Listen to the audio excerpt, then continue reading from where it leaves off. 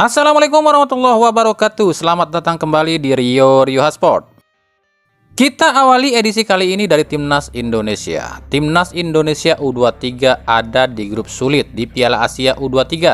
Indonesia bersama Qatar, Australia, dan Jordania di grup A. Di atas kertas kita memang sulit di grup ini, tapi nggak ada yang nggak mungkin dalam dunia sepak bola. Nah, melihat hal ini, media Vietnam Soha meremehkan Timnas Indonesia yang menuliskan Indonesia minta tukar grup sebab ketakutan di grup A. Wajar jika media ini menganggap remeh Indonesia yang bilangnya akan hancur di grup ini, sebab Vietnam sendiri cuma ada di grup yang mudah, yakni grup D bersama Uzbekistan, Kuwait, dan Malaysia. Tapi rupanya tulisan harian Soha ini dibaca oleh pelatih Timnas Jordania U23 Abdullah Abu Zam. Menurut Abu Zam, tak pantas sebuah negara itu direndahkan. Meskipun negara itu negara lemah, tapi dalam dunia sepak bola tak ada istilah tim lemah jika tim tersebut sudah lolos ke babak final. Jika sebuah tim sudah lolos ke putaran final, ini artinya tim ini bukan tim lemah. Semua tim levelnya sama, semua tim juga berhak menggapai prestasi pada turnamen ini, ujar Abu Zam. Di grup ini tak ada lawan yang mudah buat kami. Qatar jelas diuntungkan sebab tuan rumah. Australia levelnya di atas kita dan Indonesia adalah salah satu tim terbaik di ASEAN. Jadi kami di sini hadapi macan-macan Asia. Tak ada yang lemah di grup ini, ujar Abu Zam. Oke, kami akui di ASEAN level Vietnam memang di atas Indonesia. Tapi apakah harus merendahkan tim lain? Sebab dalam turnamen itu nggak ada tim yang hebat sebelum dia dinyatakan juara. Harusnya media Vietnam ini berkaca pada tim-tim raksasa atau tim-tim 10 besar dunia. Sebab tim-tim 10 besar dunia saja nggak pernah meremehkan tim lain. Nah, kita ambil contoh di Piala Dunia U17 kemarin.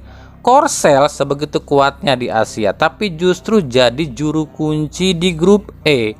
Sementara Jepang di Piala Dunia ini harus lolos ke babak 16 besar lewat jalur peringkat 3 terbaik. Artinya apa? Dalam sebuah turnamen adalah hal yang bodoh jika sebuah negara meremehkan negara lain. Cuma pertanyaannya adalah kenapa Indonesia terus yang dinyinyirin oleh Vietcong?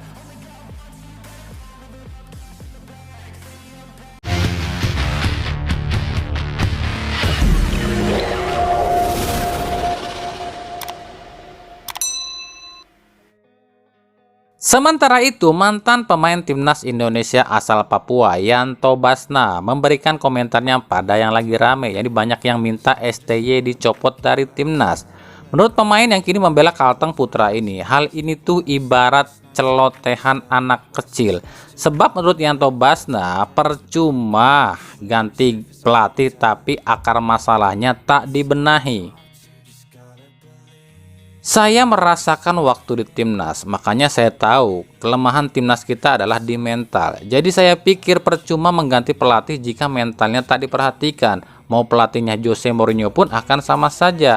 Harusnya yang dikritik pemainnya bukan pelatihnya. Sebab kalau saya lihat Sintayong sudah bagus, tapi mental pemainlah yang tidak bagus, ujar Yanto Basna yang kami kutip dari bolasport.com. Sebelumnya memang beredar kabar jika ada desakan pada Eto'o buat mencopot STY, bahkan udah ada nama yang disodorkan buat menggantikan STY, yakni Fahri Husaini dan Park Hang-seo. Salah satunya yang diucapkan oleh Tommy Welly yang meminta PSSI segera mencopot STY dan menggantinya dengan Park Hang-seo. Buat kami gini loh ya, bagi orang luar yang nggak rasain langsung seperti apa kondisi di skuad Timnas, ya bisa aja bilang gini, bilang gitu, tapi kan yang ngerasain itu para pemain. Buktinya Yanto Basna yang pernah merasakan berbaju Timnas pun mengatakan jika kekurangan Timnas kita itu bukan di pelatih tapi di pemain. Maka janganlah karena kalian ini nggak suka dengan satu pihak terus ngompor-ngomporin orang lain buat ngebuang orang itu.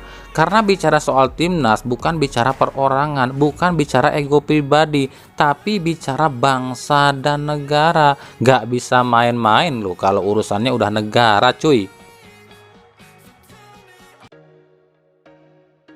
Kita beralih ke berita klub. Di laga PSS Sleman versus Barito Putra pun ada keributan, yakni di akhir laga saat Rizky Pora dari Barito Putra justru terkena kartu merah saat peluit pertandingan dibunyikan.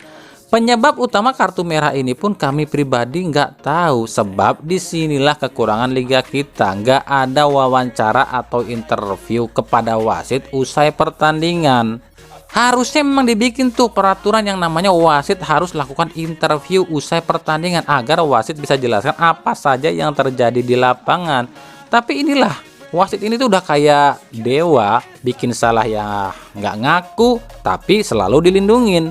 Jadi wajar kalau selama ini banyak pelatih, manajemen, ofisial, dan pemain yang menyalahkan wasit, sebab wasitnya aja nggak pernah ada konfirmasi tuh. Nah, ada yang nanya nih, emang boleh ya wasit ngasih kartu kalau pertandingan udah selesai? Jawabannya boleh. Dalam aturan FIFA, selama pemain, pelatih, dan ofisial ada dalam lapangan, maka kapanpun boleh diberikan kartu. Bahkan mungkin kita sering melihat ada pemain, pelatih, atau ofisial justru kena kartu padahal pertandingan belum dimulai. Ya selama yang kena kartu ini ada di lapangan, ya wasit boleh keluarkan kartu. Cuma pertanyaannya adalah udah tepat atau belum nih kartu merah yang dikeluarkan kepada Rizky Pora? Sebab di sini wasit Gideon ini nggak ngasih konfirmasi kenapa Rizky Pora ini kena kartu merah. Apakah akibat ucapan kotor dan kasar atau ada perilaku lain? Ini yang harusnya dikonfirmasi oleh wasit kepada media. Dari Madura United, setelah resmi meminjamkan Junior Brandao ke Sheriff FC, Madura United pun resmi memperkenalkan penggantinya. Tapi ini kiper loh, yakni Lucas Frigeri, kiper asal Brazil berusia 34 tahun. Apa sebegitu butuhnya Madura untuk rekrut kiper sampai rekrut kiper asing? Emang sih kiper asing tuh lebih memiliki tanggung jawab yang lebih gede. Tapi kan masih banyak kiper lokal yang bagus loh. Tapi entahlah. Tapi yang jelas Brandao udah out. Apakah kemungkinan Lulinha dan Jaja akan ikut out juga?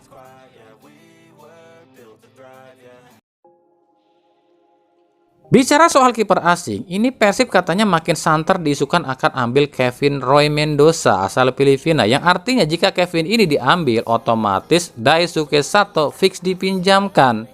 Kami pribadi belum bisa jawab ini benar atau enggak, dan apakah Sato akan dipinjamkan kemana dan penggantinya siapapun kami belum tahu.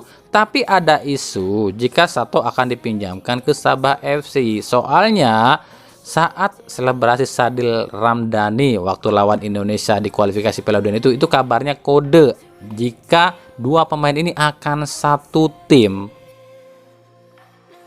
Tapi kembali kami pastikan sebelum ini diumumkan oleh pihak klub, semuanya masih sebatas rumor loh ya. Yang jelas, andai Persib merekrut Kevin, semoga aja ini bukan blunder ya. Sebab secara skuad sebenarnya Persib nggak butuh kiper. Persib punya kiper-kiper hebat. Dan kalaupun Sato dipinjamkan, ya Persib harusnya cari pemain ASEAN lain yang berposisi sebagai striker, gelandang, atau back gitu. Ya, kita lihat nanti aja ya, beneran nggak nih si Kevin ini akan ke Persib dan apa alasan Boyan Hodak merekrut si Kevin ini. Nah, selain Kevin ada nama Zulkarnain Susliman, bek kanan asal Singapura yang kabarnya pun diminati oleh Persib. Nah, untuk lebih jelasnya kita tunggu aja ya. Lalu siapa pengganti Levi Madinda? Ya kalau ini silahkan tebak sendiri aja ya, soalnya kami udah pernah spill loh ya. Cuma ya terserah kalian mau percaya atau enggak, apakah Tiron, apakah Beltrame, atau yang lain. Yang pasti tanggal 28 ini kemungkinan akan diumumkan. Kalau kami pribadi ditanya siapa pengganti Levi, ya kami pikir ya yang paling relevan mungkin si Stefano Beltrame mungkin ya. Kenapa demikian? Karena dia gratis cuy.